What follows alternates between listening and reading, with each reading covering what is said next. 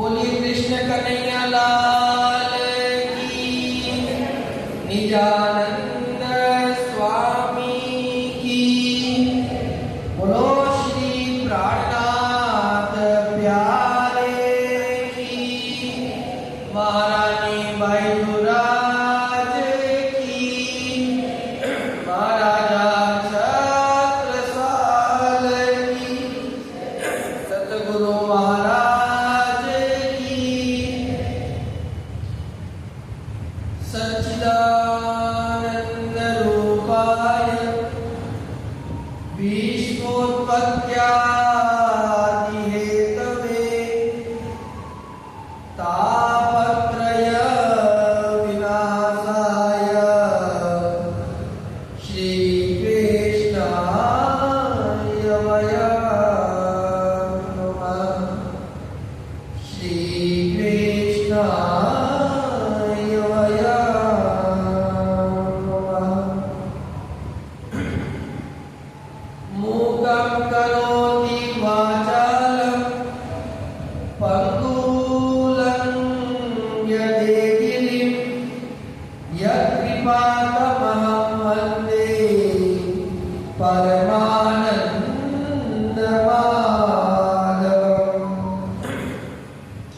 यत्कृपातमहं वन्दे परमानन्दमाधवम्।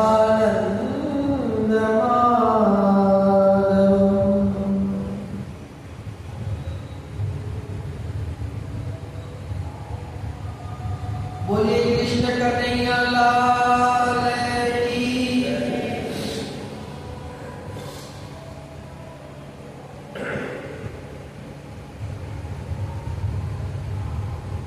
दुर्ग की इस नगरी में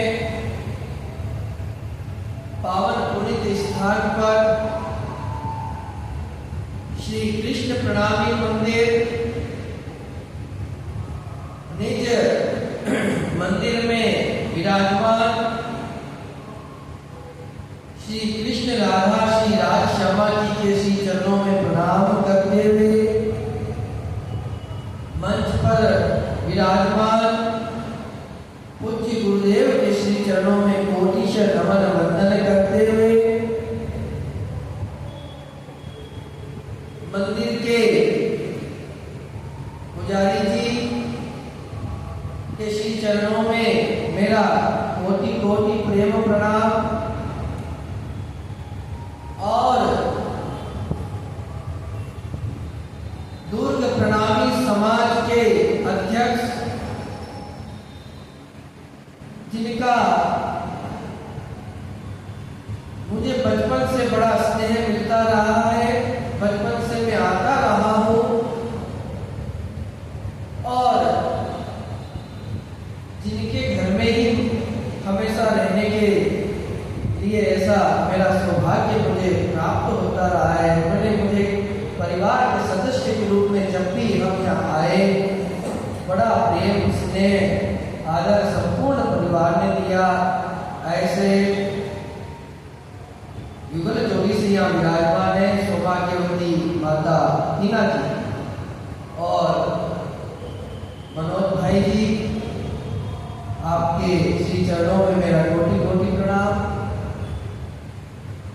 समस्त अग्रगण्य सुंदर साथ आप सबके श्री चरणों में, आप सबके हृदय में विराजमान पूर्ण ब्रह्म परमात्मा को मैं कोटि कोटि नमन वंदन प्रणाम करता हूँ। मेरा प्रणाम स्वीकार करें। प्रणाम जी।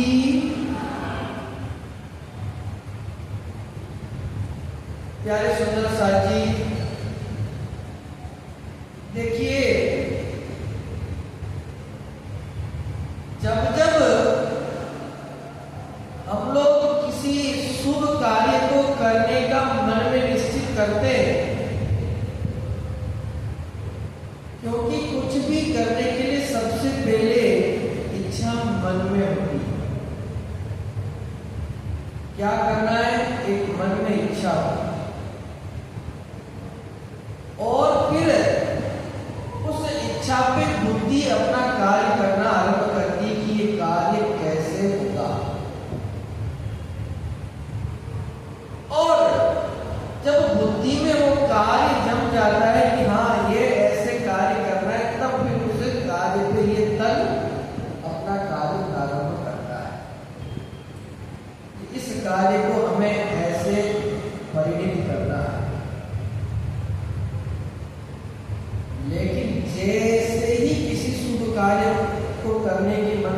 इच्छा होती है, वैसे ही दूसरी तरफ से ये माया अपना कार्य आरंभ कर देती है।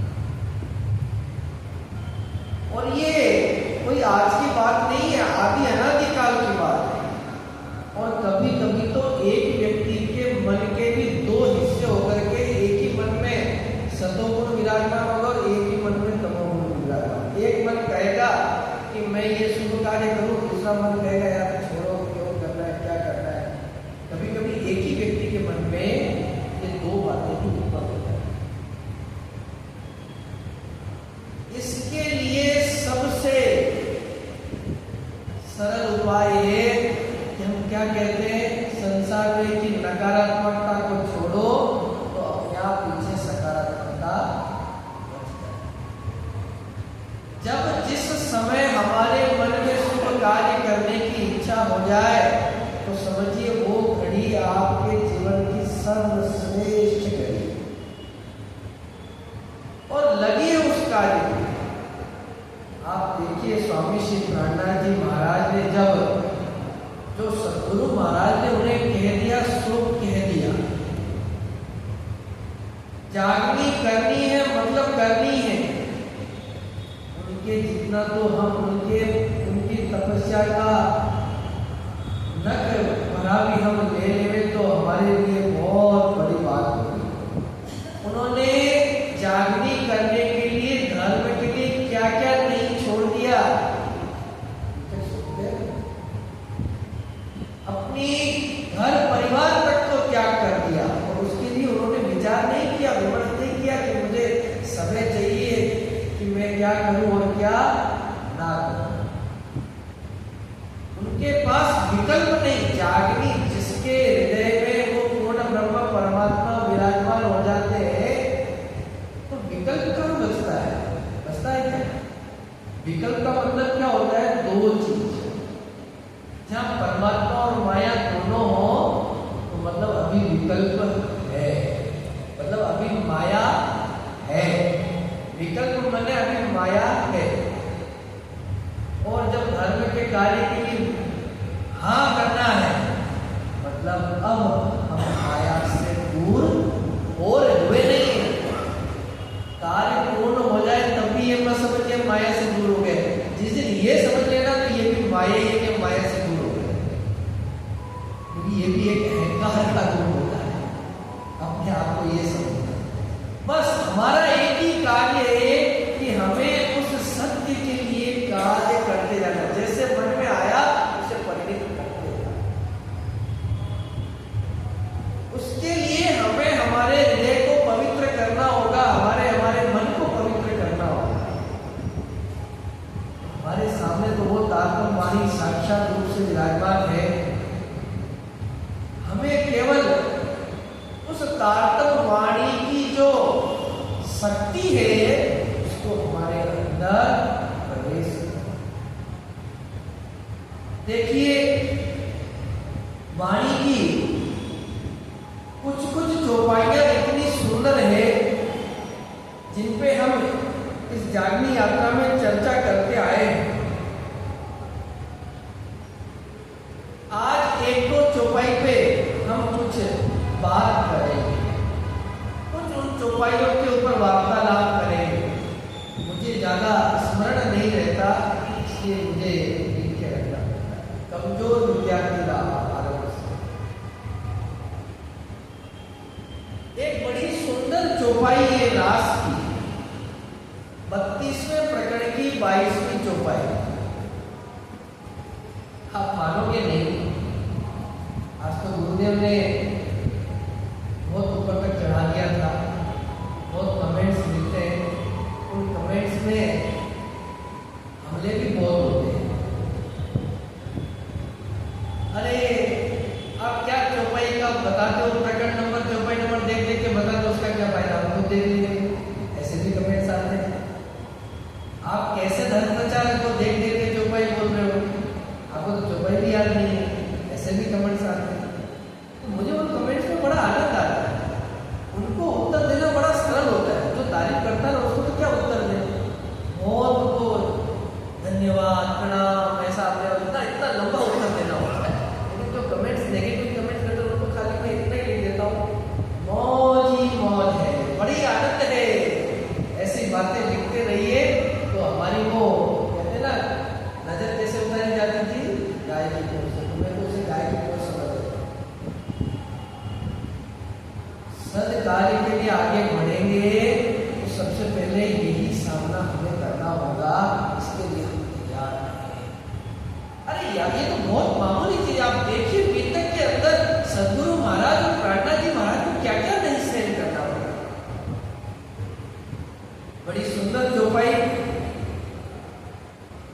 एमने सखियों तमे का करो बहनी दृढ़ करो कान मन आपने मोगे नहीं।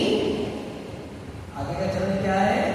जैनो नाम श्री कृष्ण। कितनी सुंदर चौपाई है। हमें चिंतन करना चाहिए।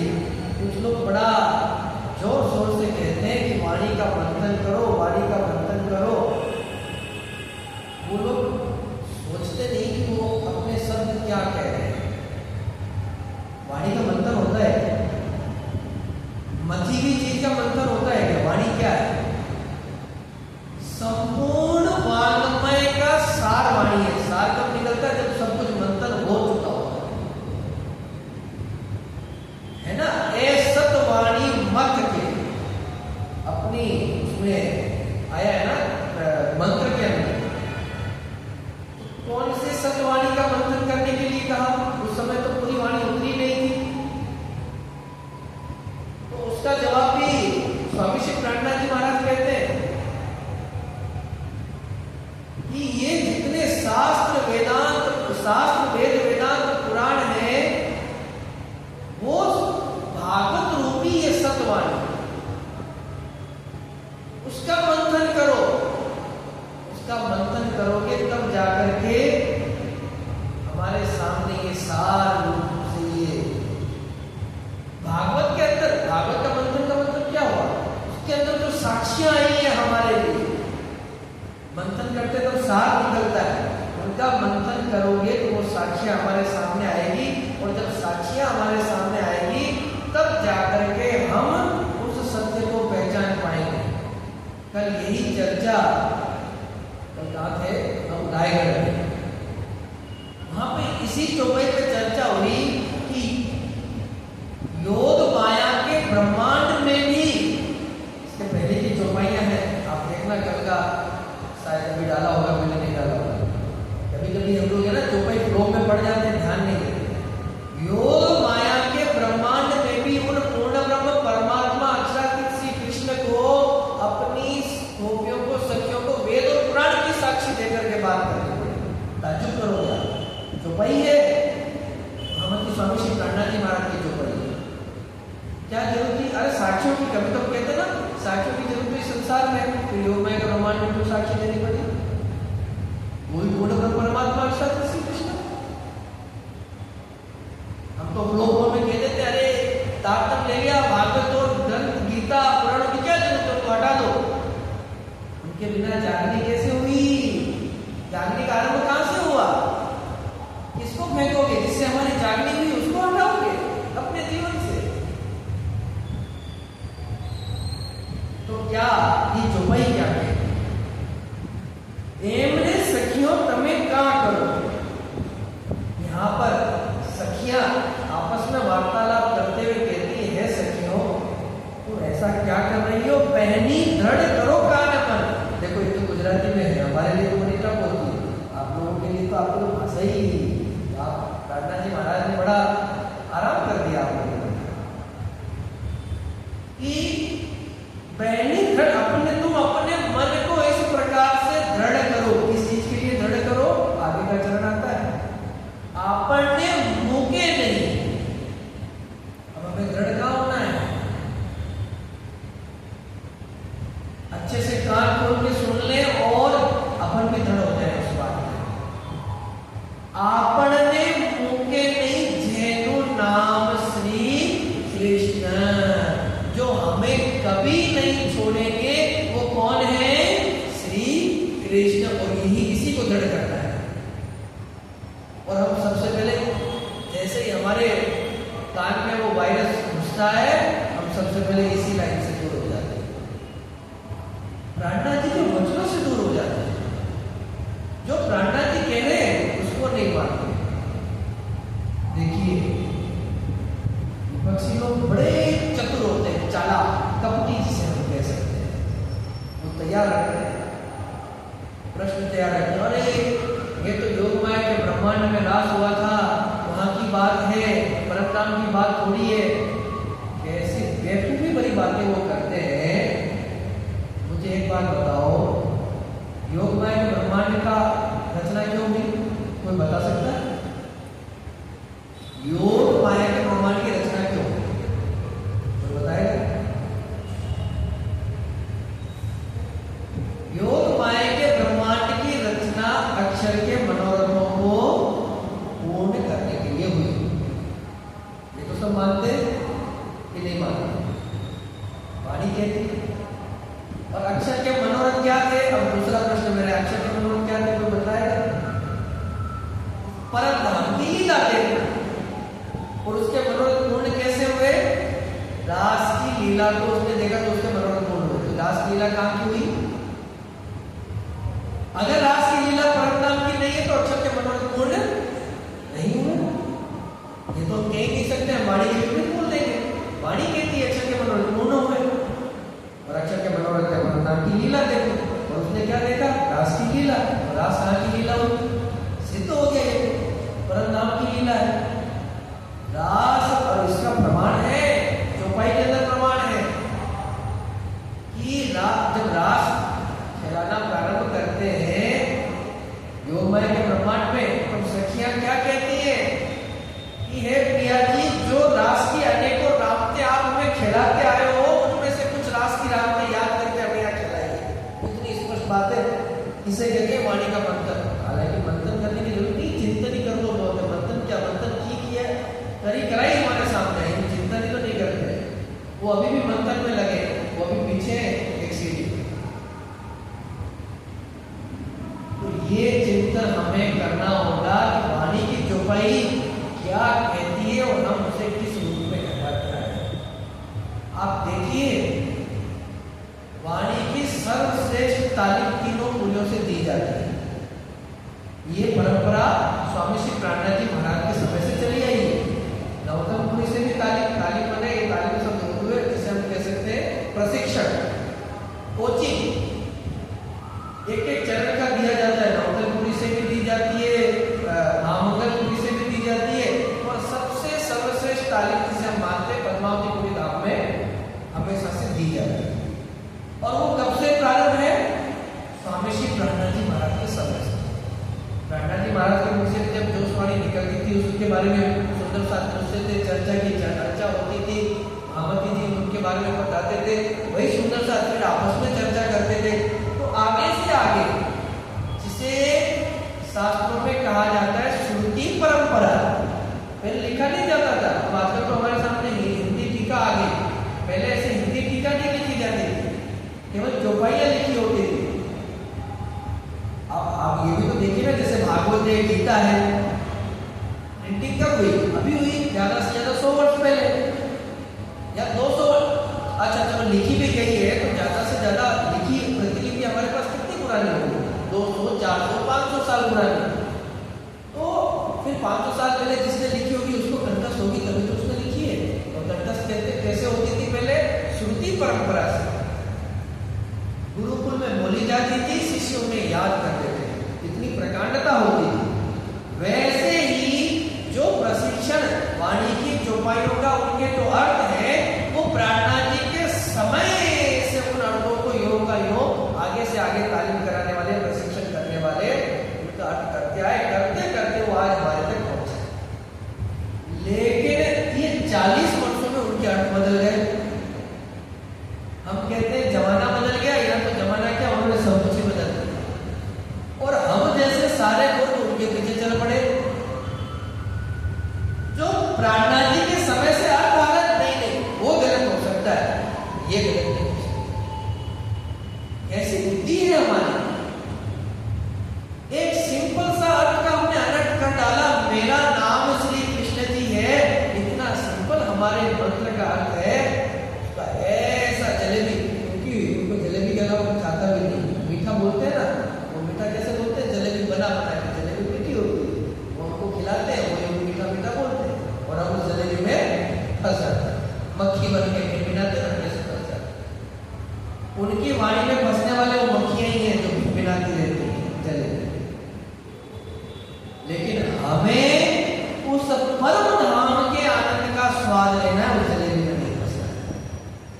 उसके लिए प्राणनाथ जी क्या कहते हैं? अपने आप को ऐसा दृढ़ करो, और किस पे दृढ़ करना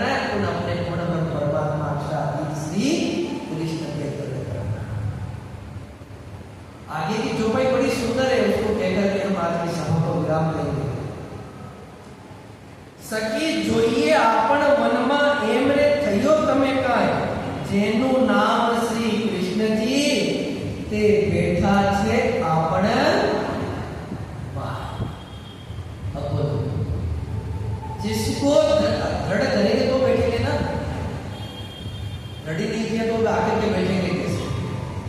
और जब दृढ़ कर लिया और अंदर बैठा लिया तो परमात्मा का कौन अंदर बैठेगा? जेनु नाम श्री कृष्ण सखी जो ये आपण बनवा।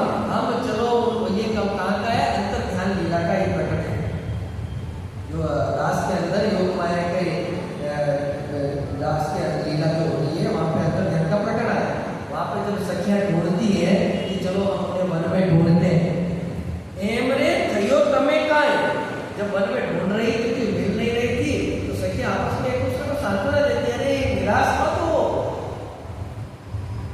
वो नहीं मिल रहे तो निराश होने की जरूरत नहीं है। क्यों निराश होने की जरूरत नहीं है? जैनु नाम श्री कृष्ण जी बैठा थे अपन माए, अरे वो तो हमारे अंदर बैठे, हम बाहर कहाँ ढूंढ रहे हैं? तो जिन गोपियों ने जिन सखियों ने अपने आप को दृढ़ कर लिया उनके हृदय में वो पूर्ण ब्रह्म परमात्मा अक्षराती श्री कृष्ण धाम तनी हमारे गाची आकर के बैठ जाते हैं। फिर उन्हें बाहर ढूंढने की जरूरत नहीं होती। फिर निराश इस संसार में तो आपको क्योंकि संसारिक दृष्टि से देखेंगे तो हमेशा निराश ही निराश होती है। कैसे?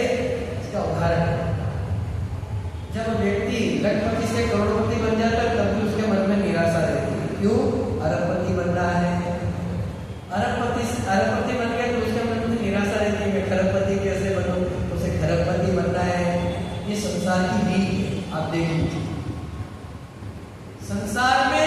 संसार के सुखों से कभी हम सुखी नहीं हो पाते हमेशा के लिए, लेकिन जब परम धाम के सुख अंदर आ जाते हैं ना तो बड़ी संतुष्टि आ जाती है। अरे बस हमें वो अखंड का ज्ञान मिल गया, मौज ही मौज, अब तो आनंद है बस। तो ऐसे प्यारे सुंदर साथ जी,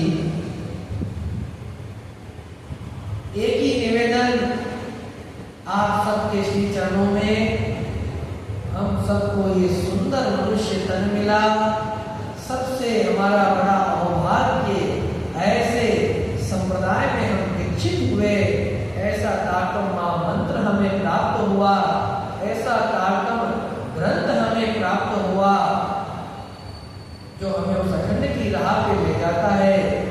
तो उसके अंदर जो भाव आए पूर्ण ब्रह्म परमात्मा को लेकर के, धाम को लेकर के, अपने आप को किस प्रकार से हमें माया से बच के रहना है, उन भावों को जैसा आज तक परंपरा से चला आया उन भावों को बनाए रखें, अपने आप को माया में भ्रमित न होने दें, माया के भटकाव में न आने दें। माया बड़ी सुंदर होती है, बड़ी उसकी हर चीज बड़ी मीठी होती है, दिखने में भी सुंदर होगी, पूतना के जैसा रूप धारण करके आएगी, बोलने में भी मीठी होगी, हर कुछ उसका मीठा होगा, लेकिन उस मिठास में जहर भरा होगा। उस जहर से आप सावचेत रहें, उसके बहकावे में न आए। गोविंद भेड़ा का दृष्टांत हमें महामंत्री स्वामी श्री कान्हा जी महाराज ने वाणी में दिया।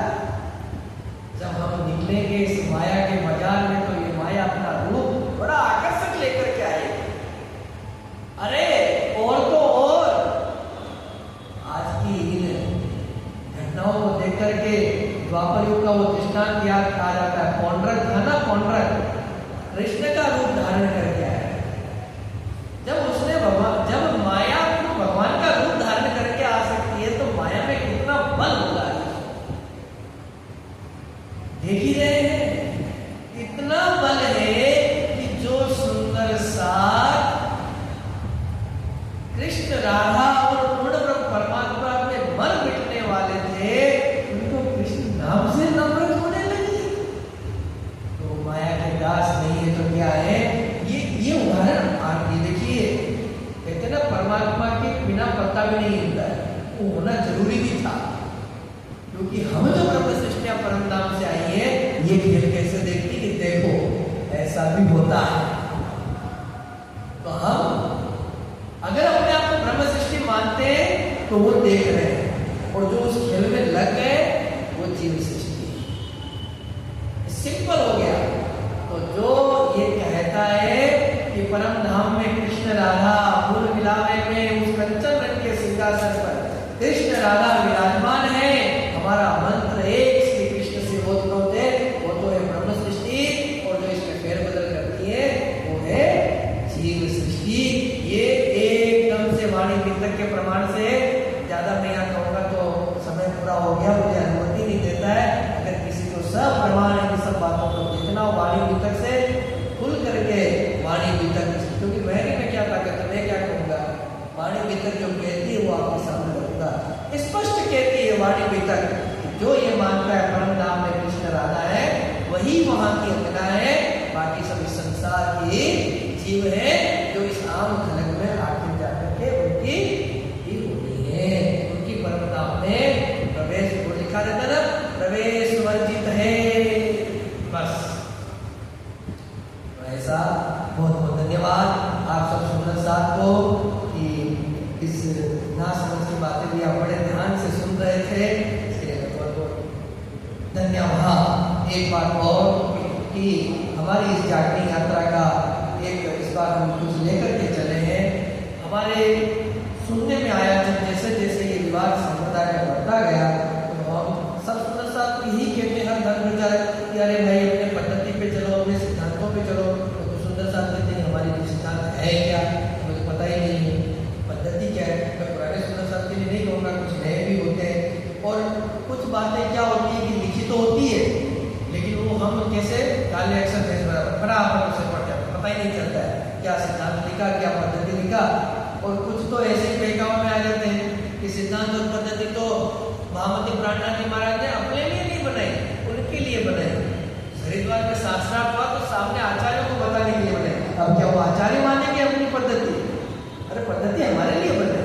तो उन सिद्धांतों को एक सरलीकरण, सरल शब्दों में, मैंने अपने मन से कुछ नहीं बनाया है, एक सरल सरलीकरण सरल शब्दों में उसे पिरो करके एक पेपर हम छपवा के लेमिनेट करवा के लाए हैं।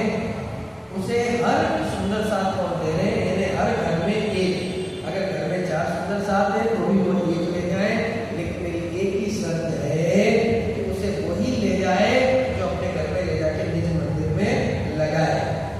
ये लालची के सामने आपसे कह रहा हूँ, झूठ नहीं बोलेंगे कोई भी। अगर लेके अंदर ले रखने के लिए ले जाते तो पाप लगेगा ध्यान रखना। तो अगर निज मंदिर में लगाना हो तो उसे अवश्य जितने चाहे उसे जितने भी घर हो आप ले जाइए और उसे लगाइए, उसे पढ़िए, प्रेम से शांत चित्त होकर पढ़िए। कभी कोई प्रमुख बात होती ना, बड़े शांत चित्त होकर उसे पढ़िए। नहीं समझ में आए तो पूछिए। धर्म प्रचार संत गुरुजन क्यों होते हैं? केवल इसलिए नहीं होते कि आप हम आए, आपने माला पहनाई, स्वागत किया, तालियां बजाई, नहीं। ये एक यहाँ संसार का व्यवहार है, लेकिन आपके मन में अगर कोई जिज्ञासा है तो आप हमसे अभी भी पूछ सकते हैं। हम 10 बजे तक नहीं है, लेकिन आज कुछ शेड्यूल हमारा टाइट है, हमें थोड़ा वीडियो बनाना है। आप फोन पे भी पूछ सकते हैं, लेकिन पूछिए जरूर और उन सिद्धांतों पे चलिए, वही हमारा भाग है। हाँ, वो मैं दे दूंगा। आइए पहले आधिकारिक रूप से इस सभा को अपनी विराम देंगे, कुछ जयकारे अब आप हमारे साथ लगाएंगे। बोलिए कृष्ण कन्हैया लाल की, निजानंद स्वामी की, प्राणनाथ प्यारे की, महारानी बाईजूराज की, महाराजा छत्रसाल की, सतगुरु महाराज